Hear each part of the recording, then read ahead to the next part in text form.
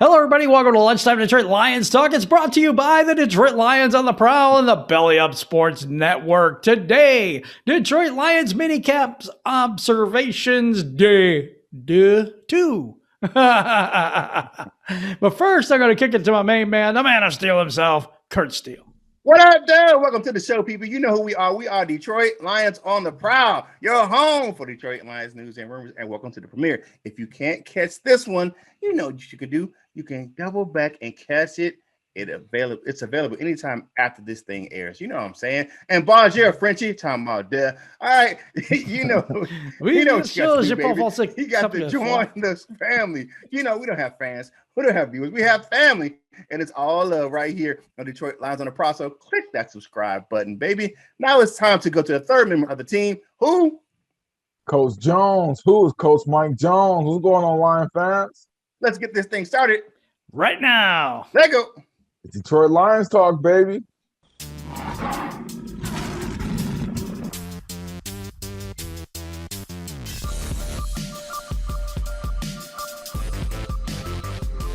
We're going to get up, and on the way up, we're going to bite a kneecap off. Yes, sir. We in the deep.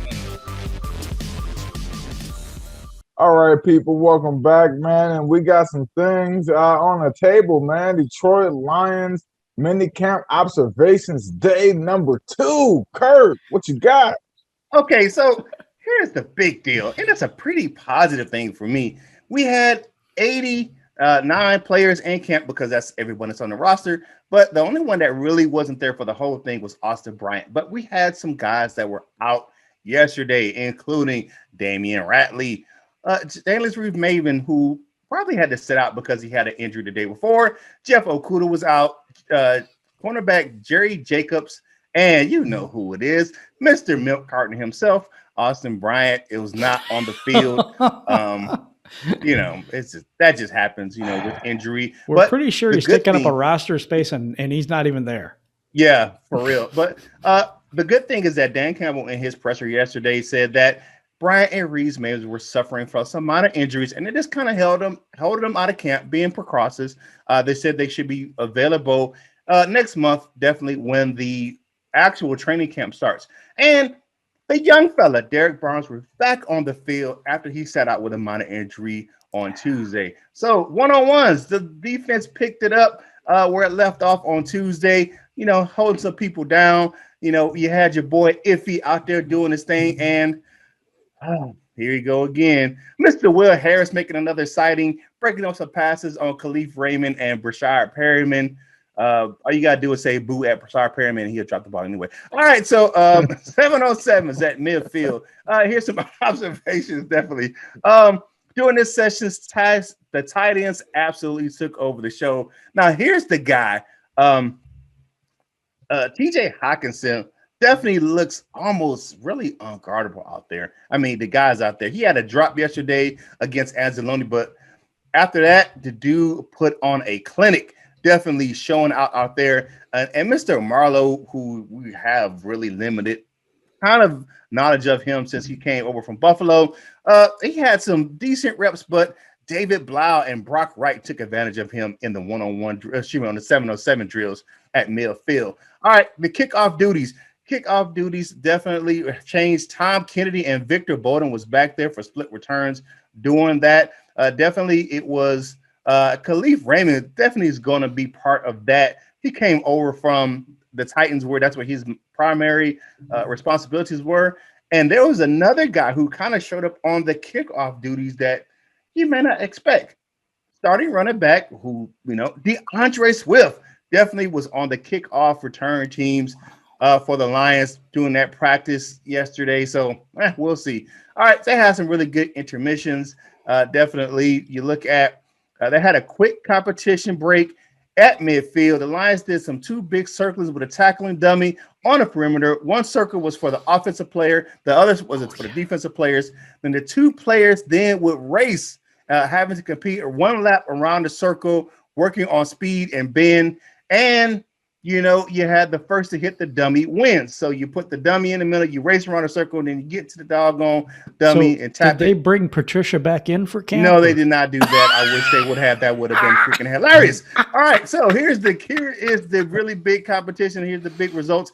You had Sean Deion Hamilton beat tight end Jake Hoshman.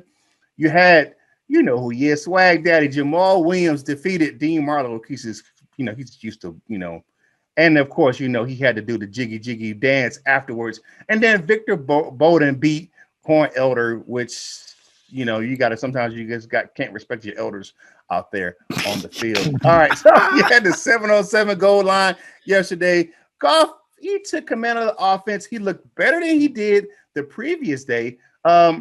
He definitely competed some passes. Definitely, the defense did not make it easy, but your boy is showing out. DeAndre Swift, one hand catching, bobbling in the end zone over Jelani Tavai. Now, here's the thing.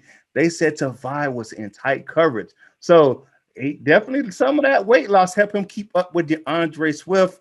And he's been really unguardable. Alex Brown, I'm saying this is kind of bad that DeAndre Swift juked him so hard that Alex Brown came up limping during the practice. Breaking ankles. I mean, come on, man. You can't do your own teammates like that. So the two other touchdowns belong to Tyrell Williams. Definitely with Goff throwing 3 touchdowns at the goal line during the 707s down there. So Tyrell Williams, covered by Monte Warrior Williams, he's got a lot of height and he can jump. I mean, that guy's got a decent vertical. So, and then they did it. I don't know why they did this. They put your boy Will Harris on TJ Hawkinson, Mike. It didn't end well for Will Harris. I'm sorry. And then the last but not least, definitely fullback Jason Kabenda closed our practice with a touchdown grab over Anthony Pittman, the other linebacker. That's the guy, you know who he is, the Wayne State guy that came over. He's playing for the Lions. But the crazy thing about Jason Kabenda, he wears both jerseys. He wears the offensive and defensive, depends on his reps, because, he's a fullback / linebacker. So, but he was out there working with the offense yesterday, scoring a touchdown over Mr. Pittman. Those are your observations from the day number 2, as Frenchie would say, for the Lions minicamp. Man, I mean, it was really good. Yeah, it had some standout players. Goff started the day a little bit bad, with some inaccuracies, but he picked it up during the practice. So I'm liking the progression he's doing out there. But DeAndre Swift, man, you can't juke your own players so bad they come up limping in practice. That's just bad. But what do you think, Jim, about the observations from day 2? Well, there's other things too that were pointed out that neither one of these receivers are, even though he got 2 touchdowns, are really putting themselves far above the rest of the pack. Whether that speaks to the depth, Victor Bolden's doing really well. Quintez Cephas has been doing really well. And to be honest, they're saying Perryman, and he isn't even really showing up that much. I mean, so that was from Jeremy Reisman. Also, an observation about Jared Goff's arm, that his arm is really, really strong. People that say he's got a noodle arm, all this stuff, that's ridiculous. That dude was firing it yesterday. Right. Also about Goff, another thing about Goff, he looks a lot better than people give him credit for. He's got some moxie to him, because he was upset with what he did the day before. Came back out and dominated, and it shows. He's got that little something inside, that little chip, that boulder that Curt was talking about on his shoulder. Hey. So there was some of that. Defensively, neither of the safeties are really looking all that great, even though Will Harris had an interception and all this. It's not much to read into. I'll be honest. I don't think that's a position that we are set at whatsoever.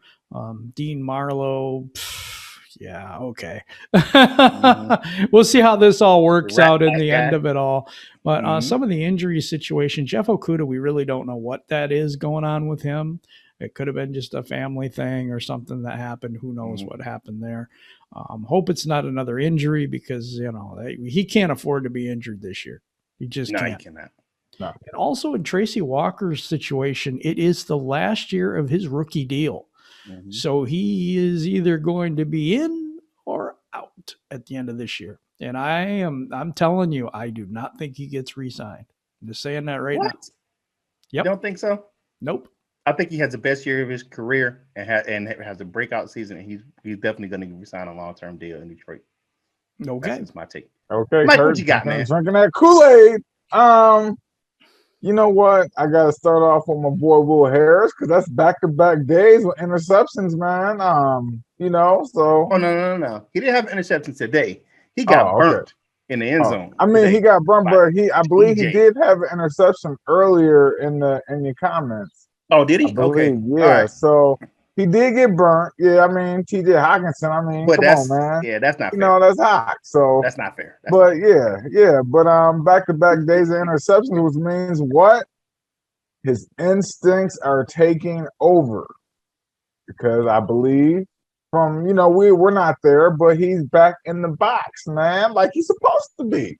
So, but in other words, Jelani Tavai is looking good, even though it's just in shorts and and stuff like that, man. He that trim down, what you say that slim slow he using, man, it's helped his body out. It's helped his body out, man, and I really think that from his rookie year, you could see he had instinct. Right. And the second year, he was thinking too much. So I believe that now that he's lighter, he'll just be able to use his instincts more. And that I think those are two observations that I take in the most. But the one that shouldn't surprise any of us is the Perriman. He's been, MIA. Yeah, I mean, he's Mr. Dropsies. So he got the Dropsies. So that means, hey, he might not make the team, actually. I mean, just being honest. Worried, yeah. You being honest, I mean, maybe your dad's name might garner you a spot for a few weeks, but that's left to be seen. So that's what I take from that, man. Definitely. Just my individual take before we move on. I like the fact that Hawkinson and Goff seems to be developing some chemistry, and he's one of those guys where if he develops with chemistry, he's definitely gonna target TJ Hawkinson more often than not. And from what I'm hearing, coming out of Island Park, Hawkinson is almost been unguardable doing these sessions. I mean, even dating back to the last week. So I mean, he's continuing that during the mini camp, but we'll see. I mean, the camp's so small, they call it mini. So, all right, moving on to the news and rumors. Mike, what you got? You up first. All right, man. So it's not really news and it's not really a rumor. It's where the hell you been? And DeShawn Hand, my brother, my talented brother, who at one point in time was the most talented person on the D line. Okay, he was and DeShawn Hand, it kind of concerns me because at this point in time, you talk about potential and coaches rave about guys and what they're seeing because they're only in shorts and things like that. But we ain't heard nothing. I mean, I've tried to look. I know Jim's tried to look. I don't know if Kurt's tried to look. And look, when you have 3 people on 3 different computers, okay, searching for information, and they don't find nothing. Yeah, I checked the FBI database. It came back. yeah. So that concerns. The only reason why that kind of concerns me is because we drafted 2 tackles in the second and third round. And that's like, man, DeShawn, you went from one of my guys I was high on to, man, I don't know if you're going to make the squad. So, we're going to look high. We're going to look low. DeShawn Hand, where you at, brother? Hey, I feel you on that one. That's funny. Okay, so now we're going to go over and do some Detroit Lions on the Prowl trivia. So what was The Detroit Lions' best season record. Ooh. Does anyone know? Can I get? I'm gonna try 2. Okay. 2. It's either 11-5 or 12-4. So does Mike get 1? Mike gets 1. Go ahead, Mike. All right, go ahead, Mike. 12-4. You are both right. It is 12-4, and thanks for 12-4, looking yeah. it up on Google. No, I'm just kidding. I didn't look it up on Google. I'm just Because messing with you. the reason I was like, I wasn't sure that it was 11-5 because I know that was Caldwell's first year. So I was like, nah, it was one season that was better than that, and it had to be 12-4. It So was I don't 12-4. think the Lions have never won over. So yes, the answer is 12-4. The winners today is Charles James for Facebook and Marth Vader 69 Oh, on Twitter. I got on my Rebel shirt today. So congratulations to the winners, and now we're gonna go. We're going to go to my topic of the day, and it's 5 Detroit Lions players who are on the hot seat in 2021. Yes, this year. Jelani Tavai, number 1. I know he's lost a lot of weight and stuff like this, but man, how slow is too slow? We're going to find out. Somebody, he called people too smooth. He's too slow. So we'll see how it works out for him. I've got 2 that may shock you here. Tyrell Williams and Brashad Perryman, because both of these guys were supposed to be our number 1s. They're not really showing up and showing out in camp and stuff like that. They're on 1-year deals. They're going to be on their way out anyway. So I don't know. Do other people step up and take their positions from them? I mean, most people would say no, but they're on the hot seat to perform this year is what I'm saying. This is a make it, break it year for Tracy Walker. Tracy Walker is in the last year of his rookie deal, and we'll see how he does, I think, and that is my 4th. Number 5, Will Harris, and you know how I feel about him. Coach Mike's guy, but not mine. And let me give you an example. The Baltimore Ravens defense is a little similar to what we run here. And they had a pretty decent, outside linebacker. They're pretty decent, safety over there. But I'm saying and like Pittsburgh's defense, Troy Polamalu, Will Harris is nowhere near any of those type of people, and we really need decent safeties. I mean, star safeties at those positions. And I think that's where we're at right now. And why everybody thinks that I'm negative on things, but no, I mean, you're talking Tracy Walker, Will Harris versus, people that have like Troy Polamalu comes to mind and people like that. There's levels of how good or great you are, and we just don't have it. It's like Trey Flowers versus like Ray Lewis or somebody, I mean, it's just stupid, it's just the things that, and I know they didn't play the same position. I'm not dumb, but I'm just saying that we have, like Curt always says, we have what we want. We don't have who we want. So that's why my lowered expectations for this year is kind of evident to everyone, I think. Yeah, I think so. But you can't compare it. You can't compare him to Troy Polamalu, man. I can. No, man, come on, man. Get a brother a break. Yeah. What I'm saying is, though, it's not like it's. I know. We have levels, right? And our level is way down here, right? For how good our players are, rather than where our players need to be. I agree with you, Tim. To be more competitive, to win a division, and to go to a Super Bowl, you need those type of players. And we don't have them. The only thing I would say definitely to that, and it's just about those other guys, I can kind of get with Walker. I just think that I think Walker's gonna have a really good season. I think he's going to benefit from the having Aaron Glenn and that system, which is the safeties are really part of that. He has the natural talent. I think that Tracy Walker was just underutilized last year, played out of position. And I just think that it had a lot to do with what his disagreements were with the coaching staff.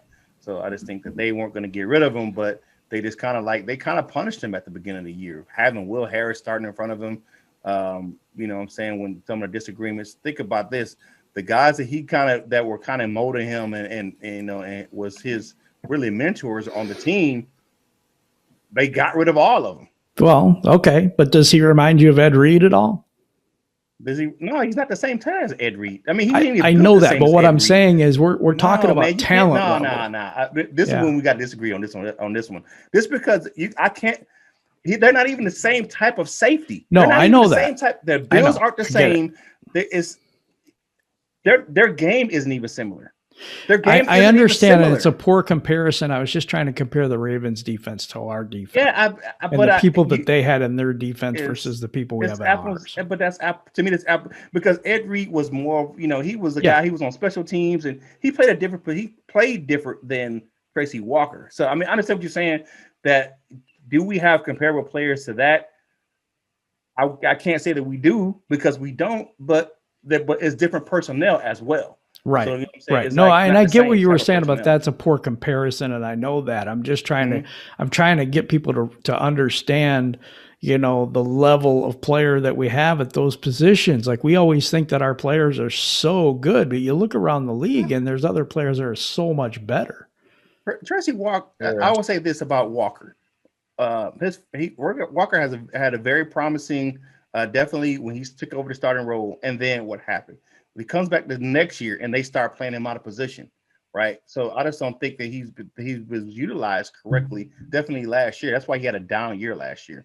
You know, that, like I said, they put Will Harris. I don't know what the hell they were doing putting Will Harris in front of him, starting him in that back end of that secondary. So I go back to what former safety Glover Quinn had to say about Tracy Walker. He was like, that guy is going to be a star in the league. He's like, you look at his skill set, he has a great coverage, he had great ability to coverage, and look at his size and length for him as a safety. He was like, this guy has the natural tools, and it showed with that first year he started. Then the next year they come in, and I'm telling you, I just think that regime really played him poorly last year, and that's why he had a down year. He came on toward the end of the year. Think about when the regime changed and he came on at the end of the year, and then that BS that happened in that Packers game. That dude, he took over that Packers game, especially down on the goal line. And then they gave him the roughing the passer freaking penalty. I mean, Tracy Walker, I'm not saying he's an all-world safety, but I think he has the ability to be a Pro Bowler.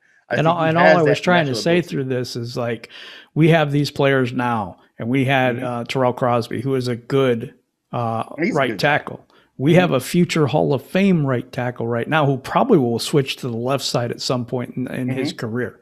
But that's what I'm talking about. We're going to take the next few drafts and we're going to start replacing some of these players with players definitely. That have a future Pro Bowl, Hall of Fame type careers. And once we start doing that and replace that talent with the coaching staff that we have, watch out. Yeah. It's going I see what you're saying, Jim. I feel what you're saying. I feel you. Yeah. All right, we do be high on these players, so I feel sometimes we do, but sometimes it's for me. For Walker, it's an eye test for me, and that's the one guy I think that out of the guys that we have, and we even heard the guys say it, he's the only NFL caliber safety that we have on the roster right now. And he also said he wasn't that good. But you know, yeah, we're gonna agree to disagree. Has he ever strapped it up and played safety in the NFL? No. Not saying I have, but no. The debate will continue at some point. All right, now it's time to talk about what you had to say about yesterday's show. Jim, you up first. Daniel Blackburn, question of the day, and he says the thing that makes me go day one in training camp was that Mike Ford was taking first team reps in the slot. Yeah, because him and Cornell are in a battle over there, and so far Mike Ford is winning that battle, which doesn't bode well for us, I don't think. Great show, guys. One Pride, love all the way from Kent in the United Kingdom. We are truly international here on Detroit Lions on the Prowl. Hey, you know what I'm saying? Hail to the queen for you guys over there in the United Kingdom. All right, Detroit fan, man. All right, some Lions fan will become Rams fans. I would like to meet these people and ask why now it is the time to leave the fan base, unless you just mean Mrs. Stafford or her I guess it says, I don't know. And her ilk. Her ilk. All right. Can you imagine being a lifelong guy suffering with this fandom for an extended time and just leaving with Stafford now during the whole kneecap regime? Just outrageous. Now maybe Stafford will attract more support with his storyline, but to remove all Lions logos from the environment and replace this with silly ram horns for my guy is just hilarious picture to imagine. Now I picked this comment. I wanted to address this because I've seen this off too often, especially being in the military. Some guys in the military, they just change teams every time they PCS, every time they change station to station, wherever state they go in. That's the place that they go. That's the fandom of. But I don't think this has to do with guys who are lifelong Lions fans. I think this guys who are fans of Matthew Stafford. I'm in a group on Facebook. It's called Matthew Stafford Fanatics. Yep. And you see all these guys, they're going over the people that are member of this group, and they're putting ramps up on because they're Stafford fans. And whatever team he's on, that's the team they're going to be fans of. You see this more and more happening. We're not talking about guys who are loyal Lions fans. We're talking about people who are just Stafford fans, and they start watching the Lions because of Matthew Stafford. They follow him at Georgia, then they follow him to Detroit, and they're going to follow him out to LA. They're just Stafford fans, and that's just them. I mean, do you? I mean, I don't have a problem with that. You know what I'm saying? Now, if it's a lifelong Lions fan who jumps or who's bandwagon to bandwagon, yeah, I don't get that crap. Whatever. But I've seen it time and time again. I know a guy who has every LeBron jersey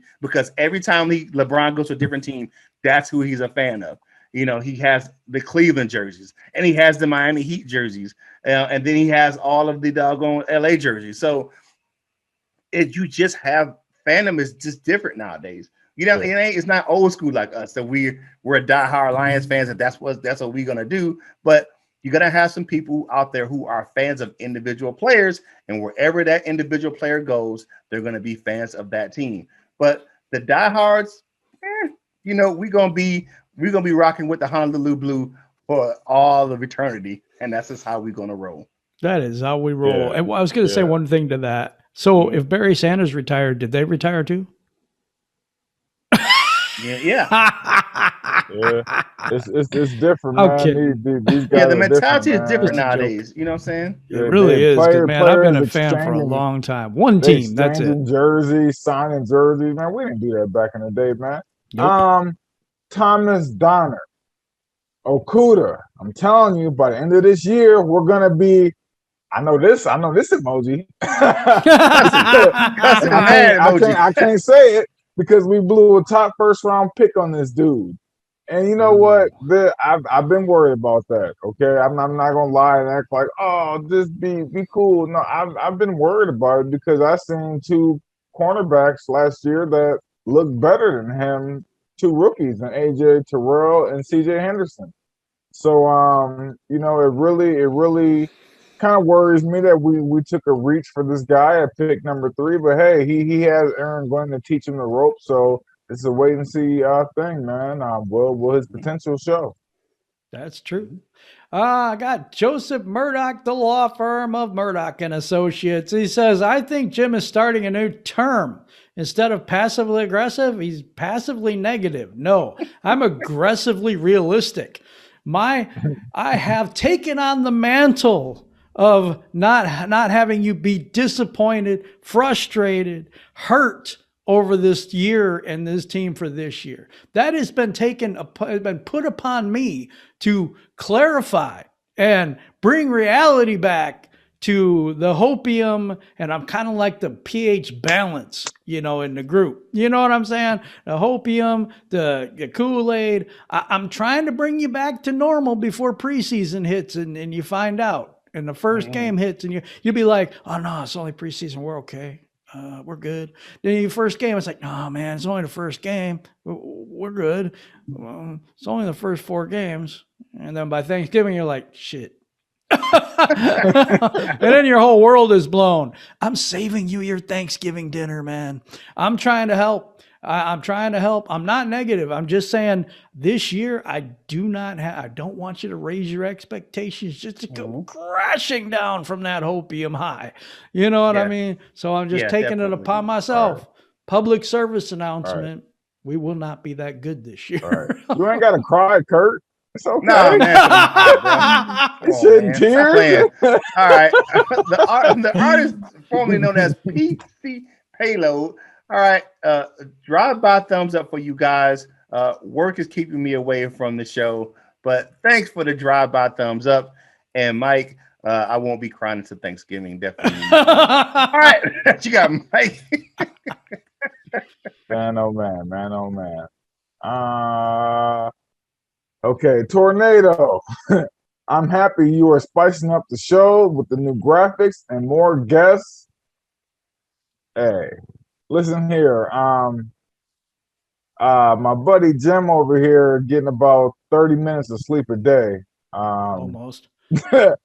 You know, with this new graphic spice up. So you know, he's working hard over here. And my man Kurt, you know, they working hard, man. I mean, the graphic area is just not my thing. I don't know anything about none of that. So I'm not gonna even try to take none of the credit for it or none of that. That's Jim and Kurt. That's not my area of expertise. So shout out to both of y'all, man. Y'all keeping the show alive, baby. I mean, and I think, you know, Jim has attested to this. We want to bring you the best type of content that we can, and just making it more visually, aesthetically pleasing for you guys. That's what that's why Jim breaks his neck doing what he does. And, you know, shout out to Jim, who's the, architect of a lot of this stuff. So, he does the bulk of the graphics. I do some stuff, but we just want to make sure that you guys have a visually pleasing show, and have a good time with us right here on Detroit Lions on the Prowl. See, Mike was going to wear a racing helmet today, but it didn't fit. So no. I got this lion, man. It's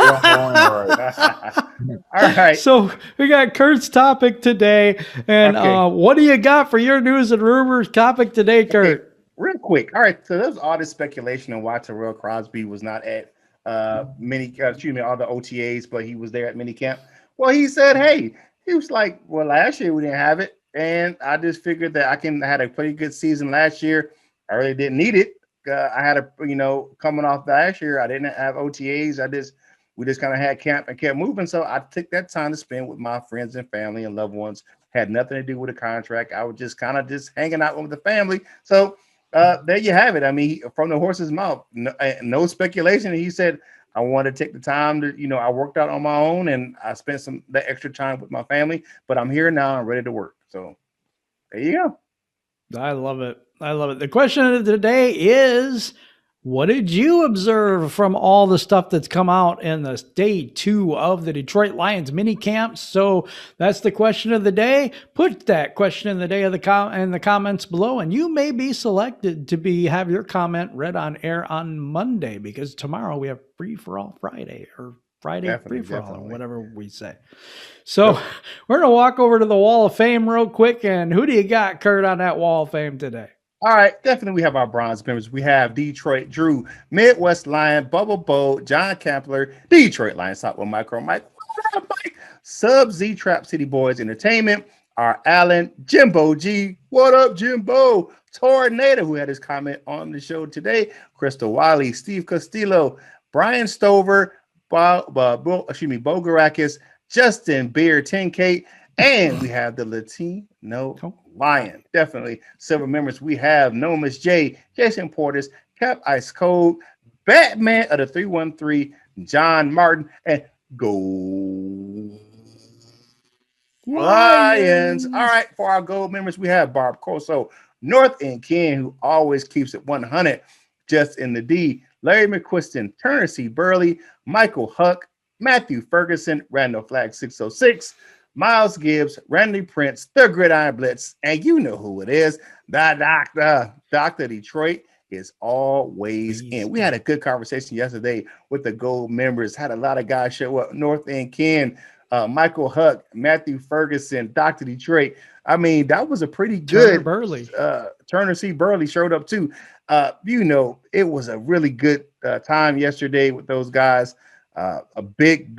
I think it was the biggest actually gold member meeting we've had. No, the one last week was bigger than that one. Oh man, it was out. Yeah. But those guys, man, they just showed up and showed out, man. Great conversation. So to become a member of the Wall of Fame, click the join now button at the in the description or the Detroit Lions on the Prowl logo at the bottom of the screen. Oh, wow. And it was so much fun last week, this week. I look forward to that every week. And we spend anywhere from two to 3 hours just chatting it up and having a good time. And I think it's one of the best things that we do to interact with you guys. So if you want to become a gold member and be a part of that, upgrade to gold, or just sign up and be a gold member. And now it's my favorite part of the show. It's the dessert with my man, Curt. All right, what up, though, people? Now, off today for the Dessert with Curt today. I had to say it. Colin Cowherd, mind your damn business, okay? You gave a terrible take yesterday on the Lions. Oh, the Lions came up with this new hat, and it has an L on it. What team would design this hat? Blah, blah, blah. First of all, New Era designed this hat, and it is not new at all. It was an initial series hat. They designed it, and every team had one, and it was the first initial. It was the first letter of the team's logo. So the Texans had a T, and the Falcons had a F, and whatever, and the Packers had a P. So the Lions had a L. I wasn't buying that. I have tons of Lions hats, but I wasn't gonna buy that one. It was just a bad design by New Era. The Lions did not. The Lions don't have anyone that works at New Era. I mean, come on, dude. You should know this. Do your research, guy. You're supposed to be a journalist. That is the most lazy, dumb take I've heard in a long time. It probably goes back to you saying that Vince Young was trying to be like Tim Tebow. I mean, that is the most idiotic take I've heard. Come on, man. You got to be better than that. I know you're better. I used to listen to Colin Cowherd, so I know he's better than that. To say the Lions designed that cap is stupid, because the Lions don't design their products. All their T-shirts and all that stuff like that. Those designs are made by the marketing companies of those things, those companies that produce those products. So Nike has a design team for the Lions. They have their personnel who designs their products, and so does Under Armour and the Disney, who designed this shirt, and wherever else produces shirts. The Lions themselves are not involved in that. And to say that they made a lion hat that had an L on it, I didn't buy the hat. I thought the hat was trash myself. It's a nice hat. Don't get me wrong, but to have an L on it, I was like, I ain't wearing this shit. I wasn't going to wear it. But to say it was new and that the Lions designed it, come on, man, that was just stupid. So mind your business. You know what I'm saying? And this was the guy who was in love with Matthew Stafford. He said all the great things he had to say about the Lions when Matthew Stafford was here. So he's one of these guys, if we were talking about in the comment cards, that was a Matthew Stafford fan and not a Detroit fan. So he was a big fan of Stafford, but he just hates the Lions organization now. He's just piling on to what his co-host, Miss Joy Taylor, has to say about the Detroit Lions. Mind your damn business out there in LA and keep it 100. We'll keep it moving. And that is your dessert with Curt. Woo! Know your role, jabroni. And shut your mouth. All right, my final thoughts for today is there's some BS with the hat. I heard the same thing, thought it was a bunch of... I don't like the hat, personally. I would never wear a hat that has a big L on it. I just think that's insane.